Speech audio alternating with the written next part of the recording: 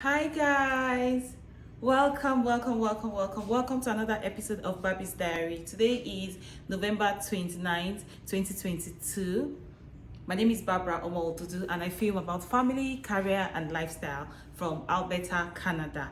Like you might already know by the title of today's video, my parcel just arrived from Nigeria and I'm not smiling, guys. Where do I start from? So first things first, nobody, absolutely nobody should ask me about my plug for cargo. I'm not sure I have the right plug, guys, and I would not want to stick my neck out for anybody as regards cargo for now. So yeah. Another question, a lot of people will be like, what's up, Barbara? Why are you cargoing stuff? You just literally got here yesterday. That is correct. I got here about 2 months and a few days ago. And yes, I have already cargoed stuff from Nigeria. I'll tell you why.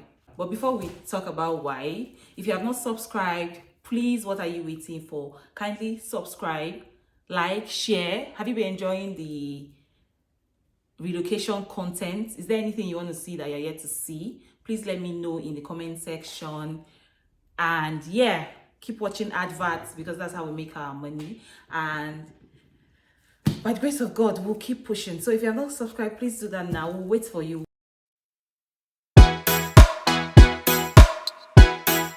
Welcome back, guys. Where do I start this gist from? From the beginning. So if you recall, when I shared the first content on our relocation, I mentioned in that video that my frozen palm oil could not come with me, and I take every responsibility for the error that happened on that day. Before we were to travel, I had inquired and sought advice on how best to move my palm oil from Nigeria to Canada. And a lot of information had come, and somehow I chose one of those information, and that was for me to freeze the palm oil and wrap it and bring along with me. However, I must have gotten the information wrong, or perhaps that case was just a 1 out of 100 people, because what that person said, and if I recall correctly, was that the person carried the palm oil as hand luggage. And so after I had frozen my palm oil for over, first things first, my palm oil came all the way from Delta State. God bless my mother-in-law. That was when we were coming back from the Egoya ceremony. If you have not watched that video, I'll link it up somewhere here. Please go and watch it. I had put the palm oil into smaller Ziploc bags, put them in the fridge. They had frozen, and on the morning of our trip, my mom brought it out really early, and then we wrapped it up in sellotape as just extra protection. Just carry the palm oil in those bags that you used to store block and that can last for a long time. So that's what we did. We stored those stuff and we headed to the airport carrying it as hand luggage. We had checked in our bags. We were heading into the boarding area, and then immigration stopped us. I was like, what do I have here? I said palm or frozen palm oil. They were like, what? To where? Who's going to allow you carry that stuff? And I'm like, oh, I thought I could carry it. They said, no, I cannot carry my palm oil. My husband and I begged. We sought to, speak to a senior officer if there was something else they could do. Nobody was, and then nobody was responding to us positively. Time was going. So he was like, you know what? We need to find a way to check in this palm oil at this point. Recall that at this point, all our bag, checking luggage had gone. So he tried to check in, and I think the palm oil should weigh about less than 10 kg. I think they were charging us about 100 or 150,000 within that range. I think they're about to move that palm oil. I was like, that's too much money. We cannot pay that for palm oil that is less than 10 kg. So the other alternative was to call my mom, who had since left the airport. We had to call her back. In fact, to put it in context, she has gotten home. We had to call her back to come to the airport. We dropped the palm oil with somebody, and then she came up to pick up the palm oil. Now, something else I need to mention is the palm oil.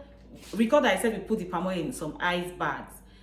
That morning, I had plugged my phone because to charge it up. so that I have a fully charged phone on the flight. And whilst we're just getting ready to go to the airport that morning, I removed my charger, wrapped it, and just the next thing I could see that was really close to me was going to be a hand luggage was this ice cube bag. And so I just opened one of the small zip there and I put my charger there. So when they said the stuff could not go, that the bag could not go, the frozen oil could not go, I totally forgot that my charger was inside that ice bag container. I was so angry. Like I was like, this is my fault. We could have checked this thing in. And we met a lot of people that are like, oh, sorry about your ordeal. I carried palm oil too. It's there. I don't know why they didn't allow you to carry your own. So it was just a case of now who then catch, that kind of situation. I had this sentimental attachment to the oil. One, as my mother-in-law went through a lot to get this, my parents-in-law, as a matter of fact, went through a lot to make sure I get this oil and some other things. Then I just felt like I had stressed her and I was not traveling with the oil, so I was so frustrated. I felt like I had let them down. In fact, my husband was calming me on the flight. Take it easy. It's just palm. I said, no, this is more than palm oil to me. Yes, So that way, it was when I was about to charge my phone, and I was like saying, where's my charger? I remember I put it somewhere. Can I remember where?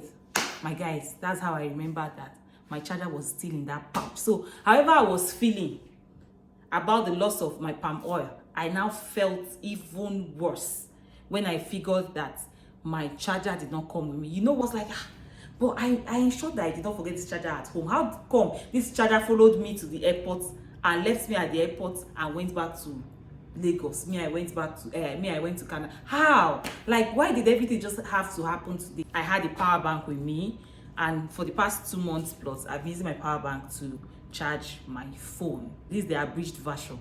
So that's the reason why I cargoed some stuff. Yeah, so I'm one of those people that intentionally prepared myself to come to Canada and say I'm not going to cargo anything until I'm well settled, maybe like a year after I've landed, when I am earning Canadian dollars, when I'm this, when I'm that, before I cargo stuff.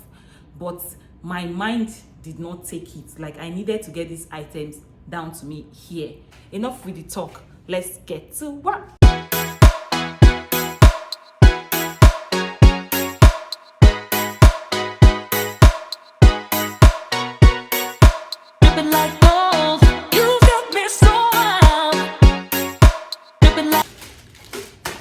Two canvases I got. 2 trainers. Yeah. This is where I kept my charger. Let me see if it's still inside there. Oh yeah, guys, exactly how I left it. Can you see? Still inside. Okay. And then guys, these were the things I was just adding into this place, just to make sure that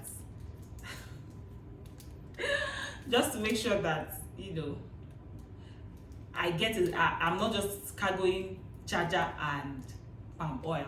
This is another thing that I was so excited about. I got white bed sheets because that's what I want to use. So I think I have 2 of these white bed sheets. Oh yeah. So I got 2 white bed sheets. Here they are. Grandma. Okay, this is cool. So grandma got the children munchies, like some snack. Oh, thank you, grandma. So yeah. Okay, and these are just some clothes. Yeah, some clothes for the kids also. I'm not going to bring them out. Let me bring out the groundnuts.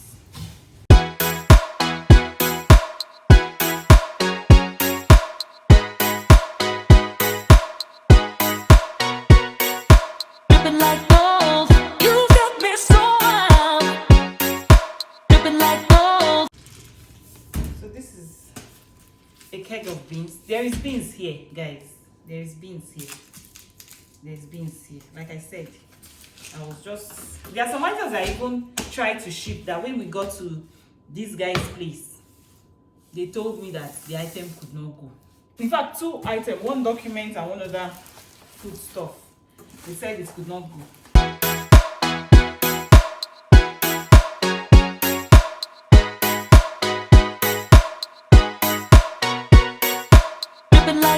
Maybe it's just, gosh.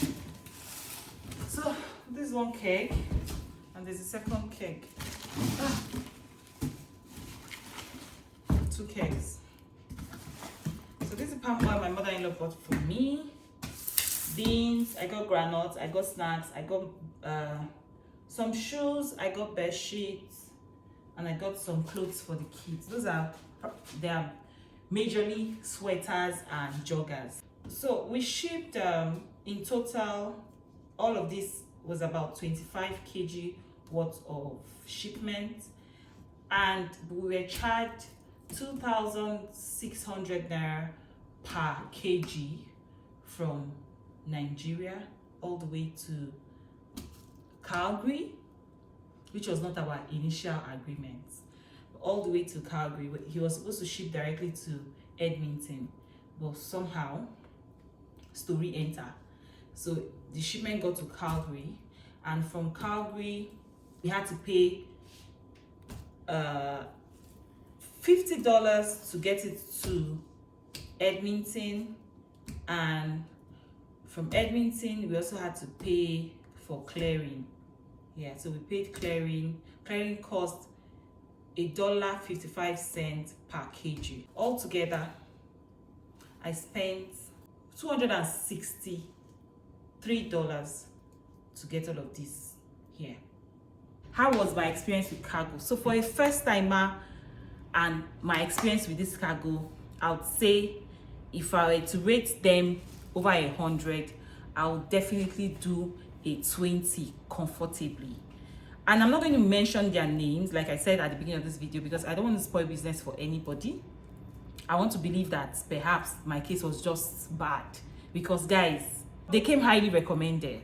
Everything he said, like I literally had a pen and paper the day we spoke for the first time, and I was taking notes so that I could make informed decision. But trust me, between 3 or 4 days ago and today, everything on that note has just been turning on its own. In fact, not between, from the day we started this cargo thing, when I said, oh, my goods are ready, I'm ready to move my stuff to Canada, it's been chaos upon chaos. If we're not talking about, oh, this could not go, something you told me could go, you're telling me it cannot go, we're talking about border closure. It was chaotic, and I'm not going to recommend them. Anyway, that's our time for today. If you have other questions concerning this, let me know. Am I going to be shipping anytime soon? I don't think so.